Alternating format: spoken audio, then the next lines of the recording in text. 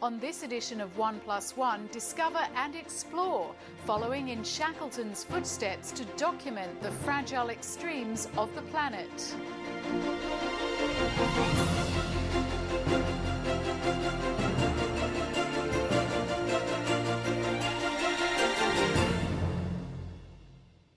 Hello, I'm Jane Hutchin. Welcome to the program. Later, we'll hear from the man in charge of one of the world's greatest museums, as well as a rising star in the art world.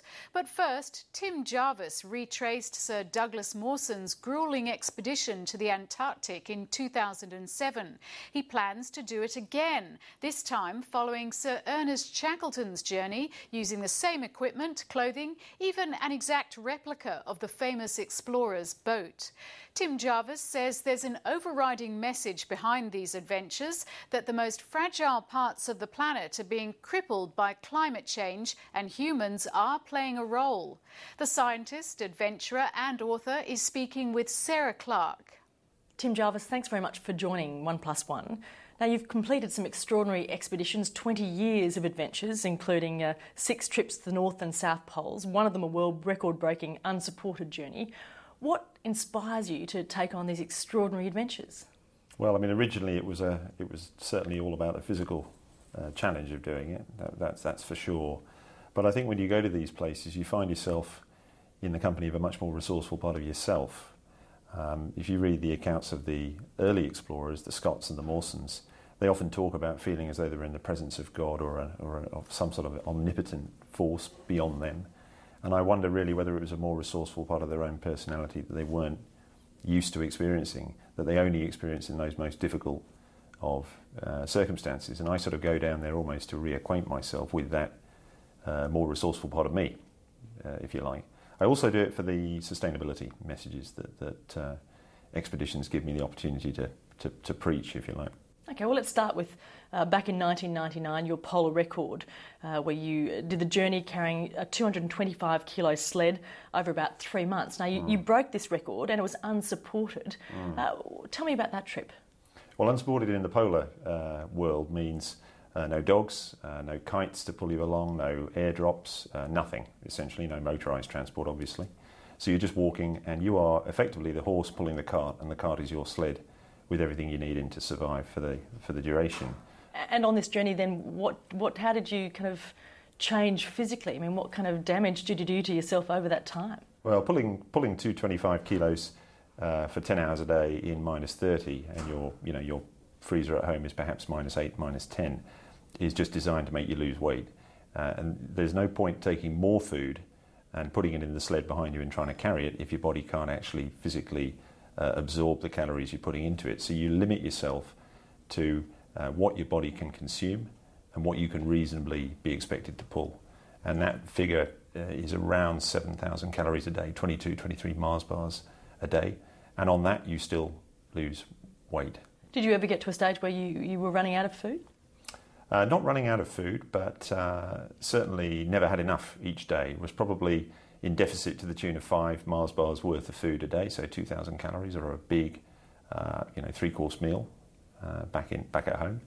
And that's a lot to be in deficit every single day. You're hungry every day. How did you find even travelling on your own? I mean, how long did you go without talking to other people? I mean, what was going through your mind? Did you ever get to a situation where you were challenging yourself so much that you thought you weren't going to make it? Well, every day I think on those trips you're challenged, and every day you ask yourself very legitimate questions about why you're doing it, and every day you consider stopping. There's no question about that. You do look inside yourself and dig very deep to find the reasons for wanting to be there in the first place, because once all the media is gone and you're down there on the ice, it's very difficult to remember your original reasons for wanting to be there. So they have to be real ones for you, very deep-seated personal reasons for wanting to do it. Otherwise you come up short when you get there. I spend a certain amount of time talking to myself, and you write in a diary, and it's like having a conversation with someone, and that helps too. Helps you to stand back and evaluate what you're experiencing. Did you see anyone on the journey? Did you get to talk to anyone? And when they did pop up, was that a surprise? Well, you don't see any humanity at all if you leave from the edge of Antarctica and go into the pole. So 47 days with no sign of people. There were no vapour trails in the sky, no litter, no infrastructure, nothing. So, humanity could have just disappeared during the time I was away. I had a sat phone, of course, so I could speak to people to make sure there was sort of someone still out there. And then at the South Pole base, curiously enough, there's a base of scientists who live in a strange underground world that I met at the 47-day mark, and it was quite something to meet people again. Was there ever a stage where you didn't think you were going to make it out alive? There have been many occasions on my trips when that's happened. Antarctica doesn't really care whether you make it or not, and your CV of previous experiences may impress people back home. But down there, it's a completely alien environment. It's not interested in what you're there to do. It's just going to throw at you whatever it happens to throw at you. And if you're good enough on the day, then you'll make it. And if you're not, you won't. And there were plenty of times where I came very close. Okay, so when did this bug kick in for adventures like this? And not just polar adventures, we're talking about adventures around the world in different environments. Was it something that kicked in when you were young? Yeah, definitely. I mean, I grew up in Malaysia as a kid, and my parents would send me and my dog off just doing what we did, and I'd go on my bike, and the outskirts of KL back in those days were, jungly and full of interesting things to do for a 7-year-old, and so from 7 till 12 years of age, that's where I lived, and I used to go off and explore. And I had an adventurers club. I think I was the sole member of that club, with a hut with a lock on the door, and no one was trying to get in, but it was something that it was my own little domain, and I created a whole world for myself, and it's just gone on from there. You're now married, you've got a child and another one on the way. Yeah. How do you get that leave pass from now on to take journeys and trips like this? Yeah, well, I suppose my wife knew what she was buying into when she made the mistake of getting involved with me. So she knew that. She's less philosophical sometimes about it than that. But she's very understanding. She knows that it's part of who I am and what I do, and she appreciates that the broader sustainability messages are positive ones. She knows I don't pay myself to do these trips. I do them really just to do them. And the only revenue I get is really from speaking and that sort of stuff after the event. And as I say, the messages tend to be positive ones about sustainability. So she's supportive. And of course you shower her with gifts. Oh, I shower her with gifts, yeah. Vials of ice from Antarctica and, rocks and things like that. Now, looking at the environmental scientist side of you, another hat that you wear, do you find that these adventures and these journeys help you in shedding light on the problems that you see of what humans are making on these environments, like the fragile environments of the North and South Pole? Yes, I mean, the polar trips are a wonderful way to get access to both the broader industry and commerce and bureaucrats and politicians, and everybody wants to hear the story of the polar expeditions and the business and leadership lessons associated with those. And you can pitch the environmental message by stealth on the back of the messages about the other things. Sadly, I spent years studying for environmental qualifications and try to get into to discuss something with the board based on my environmental credentials.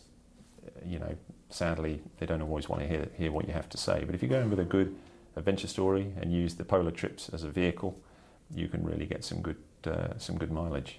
And as a scientist, what are you seeing? Are you seeing what we're hearing, which is that we're talking of mass melt in the north and south? We've got some problems. We do have some major problems. I mean, the north and south are very different places. The Arctic is apart from the land-based Arctic, is an ocean.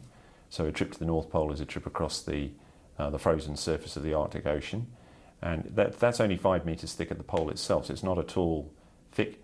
That ice is melting at a tremendously fast rate.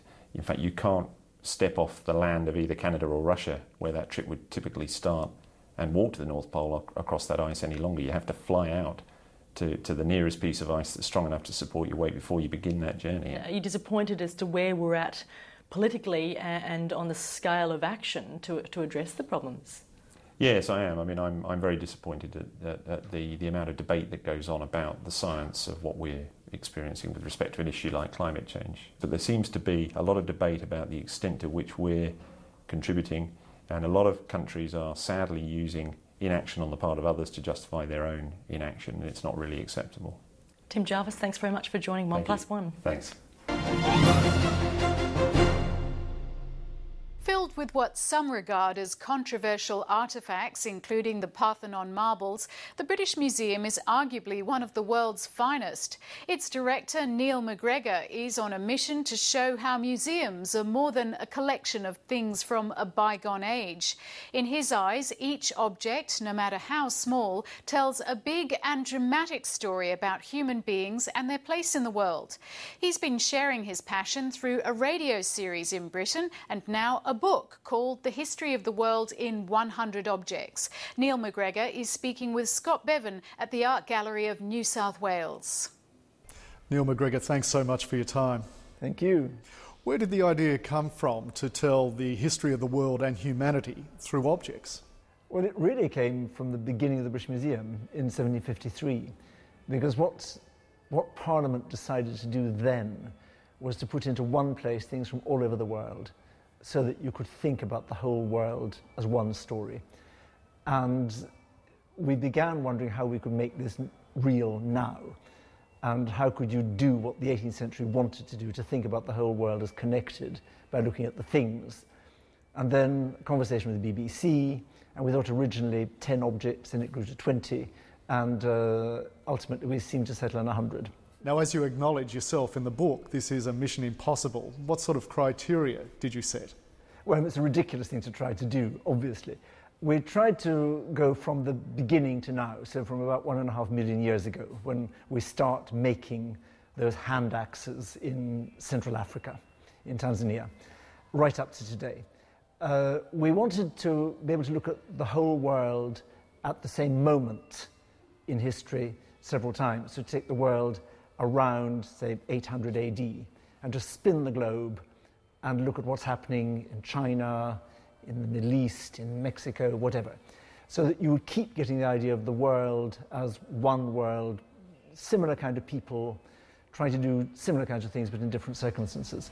The other thing we wanted to do was to make it clear that there isn't one story from an object. How much are these objects, like ourselves, able to be refashioned, remodelled, taken somewhere else and jump into another age and therefore take on a new identity? Well, that's because the great joy about working with things rather than texts. I mean, a text is always somebody saying something which says roughly the same thing. We may read it a bit differently, but it's the same thing. If you take something like the Rosetta Stone, I mean, that's a wonderful example. It's made as a public announcement of an extremely boring tax law, that you'll get tax relief if you do certain things, that the priests will get certain advantages if the pharaoh gives them certain tax benefits. And it's rolled out. It's like a bylaw set up in stone. Nobody, when they carved the Rosetta Stone, thought for a second that it would one day become the only means for us of reading ancient Egyptian hieroglyphics. So that's the joy of the thing. It means something completely different at different points. Now, some of the objects you've chosen are very small, such as a Victorian tea set, and you think, well, that probably tells a story about the household in which that was used. Yet you say it tells a much bigger, wider and more profound story. Well, that's what we wanted to show, that the simple things we use every day have for a very long time been part of the whole story of the world. So the Victorian tea set, I mean, why is it that Britain is able to import these huge quantities of cheap tea from India? Well, that's because they brought the tea from China and replanted it in India after brutal opium wars in China. It's also because, of course, the sugar has to come from the West Indies, where slavery has just been abolished, but it's part of a different story of imperial exploitation there. And then milk. How do you get milk into a Victorian city? That's another bit of social engineering in Britain. So that tea set, which we all think of as totally normal, we've all grown up with tea sets, but actually it's a particular moment of a global economy, of power being exercised in different ways, people moved, plants moved, and a new kind of society created. And the simple things actually tell you that usually better than the grand public things. Can this be applied to any given object, do you believe? Well, I think it can. That's why the next to last object we chose, the 99th object, was a credit card, which everybody uses. But we chose a credit card